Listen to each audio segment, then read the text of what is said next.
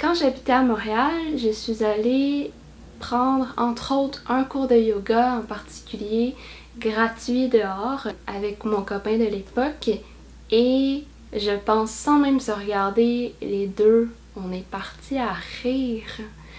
Là, j'ai compris. Allô, c'est Charlotte Laure, professeure de yoga. Bienvenue sur la chaîne de Yoga et Tralala si vous êtes nouveau. Sinon, merci beaucoup pour ceux qui me suivent.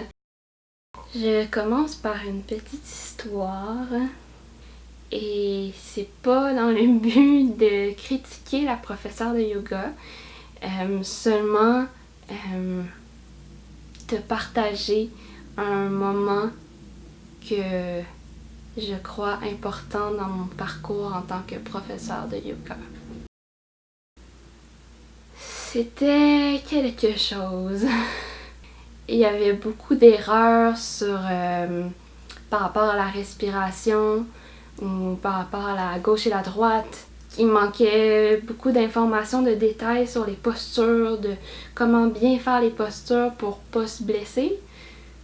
C'était un petit peu n'importe quoi.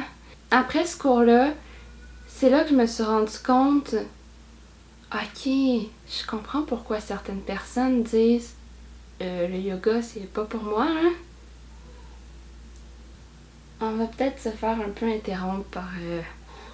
Je garde le chat de mon ami.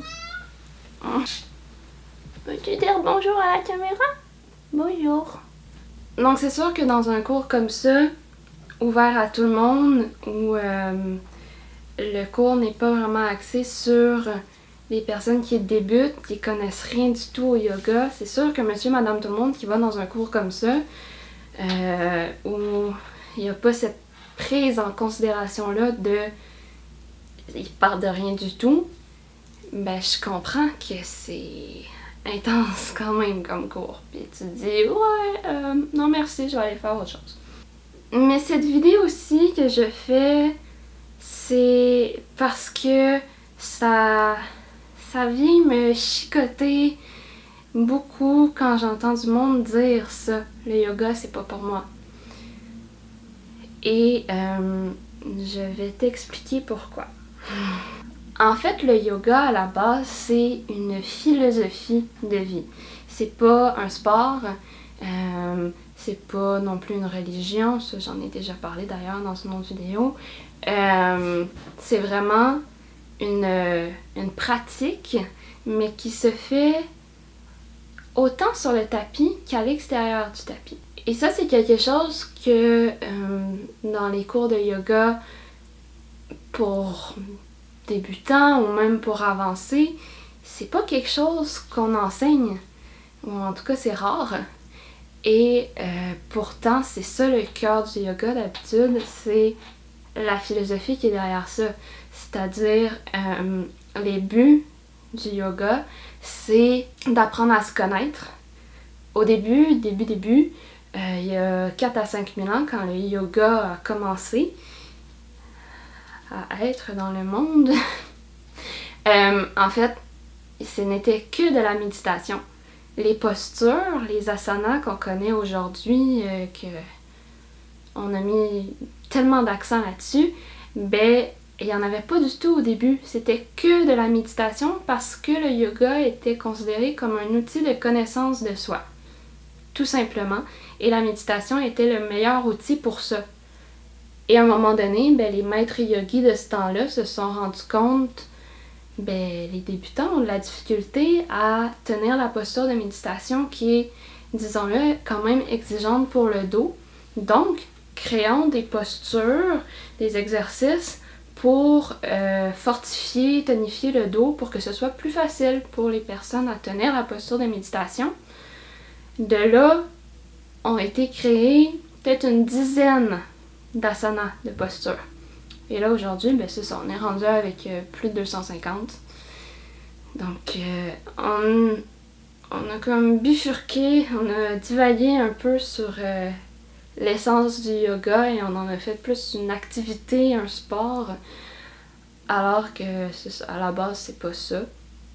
Un autre début du yoga, c'est vraiment de calmer son mental. Encore une fois, par la méditation, c'est un très bon outil, mais avec la pratique des postures, ça aide aussi à développer une meilleure concentration, qui est aussi un autre but du yoga, de se concentrer sur une chose à la fois, d'être dans le moment présent, vraiment, d'être en pleine conscience en tout temps le plus possible, autant sur le tapis que en dehors du tapis.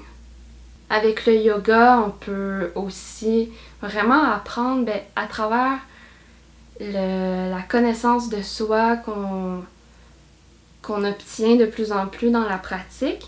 On apprend aussi à gérer ses émotions, gérer son stress.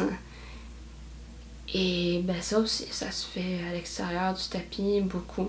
Des fois sur le tapis, c'est fou des fois ce qui peut se passer, puis des émotions qui peuvent ressortir. Là, J'en ai vécu personnellement et j'ai été témoin aussi. C'est beau aussi. C'est beau les émotions. Ce qui est le fun aussi avec le yoga, c'est que c'est diversifié. Il y a plein de choses que tu peux faire et des choses que tu décides de ne pas faire, puis c'est correct. C'est ça qui est le fun. Tu prends ce que tu veux, tu crées ta propre formule qui te fait du bien, tu testes, tu peux faire des postures, mais t'es pas obligé d'en faire. Tu peux juste faire des techniques de respiration, tu peux juste faire de la méditation.